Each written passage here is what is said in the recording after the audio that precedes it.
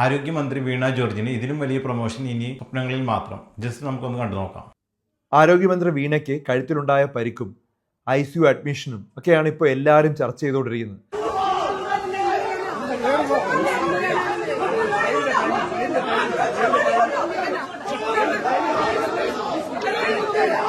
അത് വ്യാജമാണെന്നും അത് ഒറിജിനൽ അല്ലെന്നും ഒക്കെ ഒത്തിരി ആളുകൾ ചർച്ച ചെയ്യുന്നുണ്ട്. അതുപോലെ നല്ല ക്ഷതമുണ്ടായിട്ടുണ്ട് എന്നുള്ള രീതിയിലും വാർത്തകളുണ്ട്. ഇപ്പം കഴുത്തിൽ ഇങ്ങനെ ക്ഷതമുണ്ടായാൽ എന്തൊക്കെയാണ് ലക്ഷണങ്ങൾ, അതുപോലെ എന്തൊക്കെയാണ് ശ്രദ്ധിക്കേണ്ടത്, എപ്പോഴാണ് MRI എടുക്കേണ്ടത്, എക്സ്റേ എടുക്കേണ്ടത്, ഇത്തരം കാര്യങ്ങൾ ഞാൻ നിങ്ങൾക്ക് മനസ്സിലാവുന്ന രീതിയിൽ പറഞ്ഞുതരാം. അത് എന്തെങ്കിലും എപ്പോഴെങ്കിലും ആവശ്യം വരുമെന്ന് കരുതിയിട്ടാണ് ഞാൻ ഈ ഒരു കാര്യം ഇപ്പോൾ പറയുന്നത്.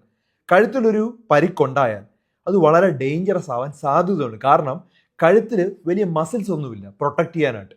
നമ്മുടെ സെർവിക്കൽ സ്പൈൻ എന്ന് പറഞ്ഞ സ്പൈനിലൂടെയാണ് സ്പൈനൽ കോഡ് വരുന്നത്. അതിൻ്റെ അകത്ത് നമ്മുടെ ശ്വാസം എടുക്കുന്ന ഞരമ്പുകൾ മുതൽ നമുക്ക് കൈ കാലുകൾ നിയന്ത്രിക്കുന്ന ഞരമ്പുകൾ വരെ ഉണ്ട്. അപ്പോൾ എന്തെങ്കിലും വലിയൊരു ക്ഷതം വന്നു കഴിഞ്ഞാൽ ഇതിലെന്തെങ്കിലും പ്രോബ്ലം വന്നാൽ ജീവിതകാലം പാരലൈസിസ് ആവാൻ പറ്റും. അപ്പോൾ അതുകൊണ്ടാണ് ഞാൻ എപ്പോഴും പറയുന്നത്, ബൈക്കിൽ നിന്നൊക്കെ വീണ് കഴിഞ്ഞാൽ ഒരു കാരണവശാലും നമ്മൾ കഴുത്ത് സപ്പോർട്ട് ചെയ്യാതെ നമ്മളെ ഹോസ്പിറ്റലിലോട്ട് ഷിഫ്റ്റ് ചെയ്യരുത്. ആരോഗ്യമന്ത്രിക്ക് ഇങ്ങനൊരു പരിക്കുണ്ടായ സമയത്ത് നമ്മൾ ഒരിക്കലും ഈ രീതിയിലല്ല ട്രാൻസ്പോർട്ട് ചെയ്യേണ്ടത്. കഴുത്തിലൊരു സപ്പോർട്ട് ചെയ്ത് കോളറൊക്കെ ഇട്ട് അനക്കാതെ വേണം അത്രയും പരിക്കുണ്ടെങ്കിൽ ഷിഫ്റ്റ് ചെയ്യേണ്ടത് തന്നെ. അത് തന്നെ തെറ്റായിട്ടുള്ളൊരു കാര്യമാണ് പരിക്കുണ്ടെങ്കിൽ. രണ്ടാമതായിട്ട് നമ്മൾ ഹോസ്പിറ്റലിൽ എത്തിയതിന് ശേഷവും ഷിഫ്റ്റ് ചെയ്യുന്ന സമയത്ത് കഴുത്ത് പ്രോപ്പറായിട്ട് സപ്പോർട്ട് ചെയ്ത് നമ്മുടെ ഹാർഡ് സെർവിക്കൽ കോളറാണ് ഇടേണ്ടത്. സോഫ്റ്റ് സെർവിക്കൽ കോളർ നമ്മൾ സാധാരണ സിനിമയിൽ കാണുന്ന പോലെയുള്ള സോഫ്റ്റ് സെർവിക്കൽ കോളർ അല്ല ഇടേണ്ടത്. എന്നിട്ട് വേണം പ്രോപ്പറായിട്ട് അനങ്ങാത്ത രീതിയിൽ വേണം ഷിഫ്റ്റ് ചെയ്യാൻ. കാരണം ഈ എല്ല് പൊട്ടിയിട്ടുണ്ടെങ്കിൽ അത് ഞരമ്പുകളിൽ കുത്തിയാൽ ജീവിതകാലം മൊത്തം പാരലൈസ് ഉണ്ടാവാൻ സാധ്യതയുണ്ട്. അപ്പോൾ അതുകൊണ്ടാണ് അത് ശ്രദ്ധിക്കേണ്ടത്. ഇപ്പോൾ ബൈക്കിൽ നിന്നൊക്കെ വീഴുന്ന സമയത്ത് നമ്മൾ ശ്രദ്ധിക്കണമെന്ന് പറയാനുള്ള കാരണം അതാണ്. ഇനി ആർക്കാണ് ഇത് എക്സ്റേ അല്ലെങ്കിൽ CT അല്ലെങ്കിൽ MRI എടുക്കേണ്ടത്? ഇനി ഞങ്ങൾ ലോകമെമ്പാടും ഫോളോ ചെയ്യുന്ന ഒരു ക്രൈറ്റീരിയ ഉണ്ട്. പല ഡോക്ടേഴ്സും അത് ഫോളോ ചെയ്യാറില്ല. ആ ഒരു ക്രൈറ്റീരിയ ഞാൻ പറയാം. കനേഡിയൻ C-സ്പൈൻ സ്കോർ എന്നുള്ളതാണ് ഇതിൻ്റെ സ്കോറിങ്ങിൻ്റെ പേര്. ഈ സ്കോർ അനുസരിച്ചാണ് നമ്മൾ MRI വേണോ എന്നൊക്കെ തീരുമാനിക്കുന്നത്. അതായത് 65 വയസ്സിന് മുകളിലോട്ടുള്ള ഒരു വ്യക്തിക്ക് ഇതുപോലെ കഴുത്തിന് ഇഞ്ചുറി വന്നു കഴിഞ്ഞാൽ എന്തായാലും നിർബന്ധമായിട്ടും എക്സ്റേ അല്ലെങ്കിൽ MRI എടുത്തേ പറ്റുള്ളൂ. ഒരു ഇമേജിങ് അവിടെ നടന്നിരിക്കണം. അല്ലെങ്കിൽ രോഗി പറയുവാണ് എൻ്റെ കയ്യിൽ തരിപ്പുണ്ടാവുന്നുണ്ട് എന്ന് പറയുന്നുണ്ടെങ്കിലും അത് ഇൻഡിക്കേഷനാണ്, ഇമ്മീഡിയറ്റ്ലി ചെയ്തേ പറ്റുള്ളൂ. മൂന്നാമതായിട്ട് ഡേഞ്ചറസ് മെക്കാനിസം ആയിരിക്കണം. ഡേഞ്ചറസ് മെക്കാനിസം എന്ന് പറഞ്ഞാൽ എന്തെങ്കിലും കഴുത്തിൽ വന്ന് വീണു, തലയിലോട്ട് എന്തെങ്കിലും വന്ന് വെയിറ്റ് ഉള്ള ഒരു സാധനം വന്ന് വീണു, ഒരു തേങ്ങ വന്ന് വീണു, അല്ലെങ്കിൽ ഒരാൾ വന്ന് തലയിലോട്ട് വീണ് കഴിഞ്ഞാൽ അതൊരു ഡേഞ്ചറസ് മെക്കാനിസമാണ്. അല്ലെങ്കിൽ 3 ഫീറ്റിൻ്റെ മുകളിലോട്ട് 3 ഫീറ്റിൻ്റെ മുകളിൽ നിന്ന് താഴോട്ട് വീണു, അല്ലെങ്കിൽ 5 സ്റ്റെപ്പിൻ്റെ മുകളിൽ നിന്ന് താഴോട്ട് വീണു, ഒരു ഭയങ്കര സ്പീഡിൽ ഒരു 100 km/h വണ്ടി വന്ന് ഇടിക്കുന്നു, അല്ലെങ്കിൽ നമ്മൾ തെറിച്ചു റോഡിലോട്ട് വീഴുന്നു, ഒരു ബൈക്കൊക്കെ ആക്സിഡൻറ്റ് വരുന്നു. ഇതെല്ലാം ഡേഞ്ചറസ് മെക്കാനിസമാണ്. ഇതിലേതെങ്കിലും ഉണ്ടെങ്കിൽ, ഏതെങ്കിലും ഒരെണ്ണം ഉണ്ടെങ്കിൽ നമ്മളപ്പോൾ MRI എടുക്കണം, അല്ലെങ്കിൽ ഈ ഒരു ഇമേജിങ് ചെയ്യണമെന്നാണ് പറയുന്നത്. ഇതിലൊന്നുമില്ലെങ്കിൽ പിന്നെ നമ്മൾ ലോ റിസ്ക് ഫാക്ടേഴ്സ് നോക്കും. ലോ റിസ്ക് ഫാക്ടേഴ്സ് എന്ന് പറഞ്ഞു കഴിഞ്ഞാൽ നമ്മൾ നോക്കുന്നത് ആംബുലേറ്ററി ആയിരുന്നു, അതായത് രോഗി എപ്പോഴെങ്കിലും നടക്കാനായിട്ട് പറ്റിയോ, അതിനർത്ഥം ലോ റിസ്ക് ആണെന്നുള്ളതാണ്. അതുപോലെ തന്നെ സിറ്റിംഗ് പൊസിഷനിൽ ഇരിക്കാൻ പറ്റുന്നുണ്ടോ, അങ്ങനെയാണെങ്കിലും ലോ റിസ്ക് ആണെന്നാണ് പറയുന്നത്. അടുത്തതായിട്ട് delayed onset of neck pain, അതായത് കുറേ നേരം കഴിഞ്ഞിട്ടാണോ കഴുത്തിൽ വേദന ഉണ്ടായത്, അതും സേഫ് ആയിട്ടുള്ളതാണ്.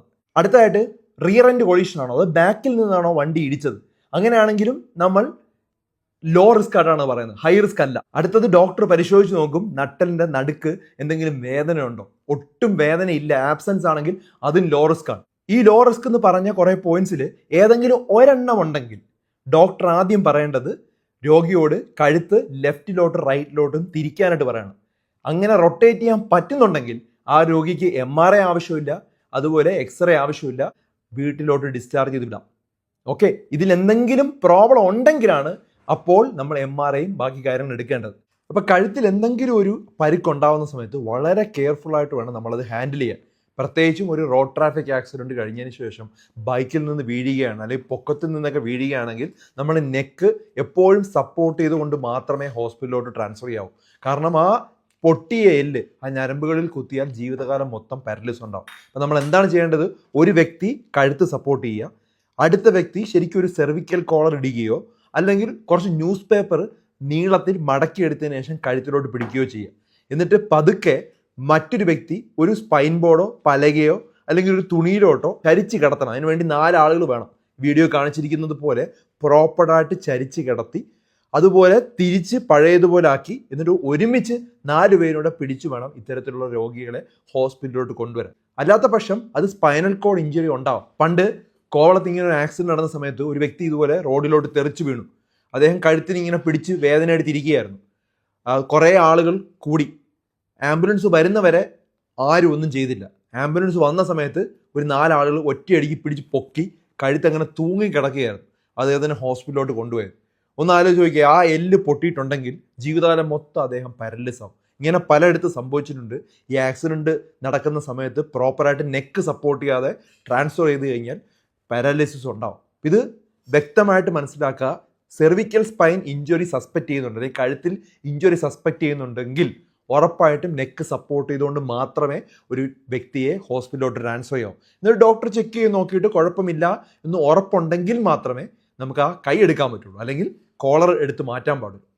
കോളർ പോലും ഇല്ലാതെ ട്രാൻസ്പോർട്ട് ചെയ്യുന്നത് വളരെ ഡേഞ്ചറസ് ആയിട്ടുള്ളൊരു കാര്യമാണ്. അപ്പോൾ ഈ ഒരു വീഡിയോ ധാരാളം ആളുകളുടെ അറിവിലേക്ക് ഷെയർ ചെയ്ത് കൊടുക്കുക. ഒത്തിരി ആളുകൾക്ക് ഇത് വളരെ ഇൻഫോർമേറ്റീവ് ആയിട്ടുള്ള ഒരു വീഡിയോ ആയിരിക്കും. മറ്റൊരു വീഡിയോയുമായി ഡോക്ടർ ഡി ബെറ്റർ ലൈഫ് ഉടനെ വരുന്നതായിരിക്കും. അതുപോലെ തന്നെ ഡോക്ടർ ദാനിഷ് സലീമിനും ഇതിലും വലിയൊരു പ്രൊമോഷൻ ഇനി കിട്ടാൻ വേറെ ഇല്ല. ഡോക്ടറുടെ മുഖത്ത് തന്നെ ഉണ്ട് ചെറിയൊരു പുഞ്ചിരി. ഡോക്ടർ വീണ ജോർജും ഡോക്ടർ ദാനിഷ് സലീമും നമുക്കും കൂടെ ഒരു പ്രൊമോഷൻ തന്നിരുന്നെങ്കിൽ നമ്മൾ രക്ഷപ്പെട്ടു പോയിരുന്നേനും. ഇത് വളരെയധികം ഉപകാരപ്രദമായിട്ടുള്ള ഒരു വീഡിയോ ആണ്. സംഭവം ഇത് ഒരു പൊളിറ്റിക്സ് ആണെങ്കിൽ കൂടിയിട്ട് ഡോക്ടർ പറയുന്നതിൽ ഒരുപാട് കാര്യങ്ങളുണ്ട്. അപ്പോൾ നമുക്ക് ഇന്നല്ലെങ്കിൽ നാളെ നമ്മുടെ കുടുംബത്തിലോ അല്ലെങ്കിൽ നമ്മൾ അടുത്തറിയുന്ന ആർക്കെങ്കിലും ഒക്കെ ഇങ്ങനെ ഒരു അപകടം സംഭവിച്ചു കഴിഞ്ഞാൽ ഇത് നമുക്ക് വളരെയധികം ഉപയോഗപ്പെടുന്നതായിരിക്കും. അപ്പോൾ നമുക്ക് ആർക്കെങ്കിലും ഇനി ഇങ്ങനെ ഒരു അപകടം സംഭവിച്ചു കഴിഞ്ഞാൽ നമ്മൾ ഈ ഒരു പ്രൊസീജിയർ ഫോളോ ചെയ്യുക. വീഡിയോ ഇഷ്ടമായി കഴിഞ്ഞാൽ എല്ലാവരും ഷെയർ ചെയ്യുക. Thanks for watching. ബൈ.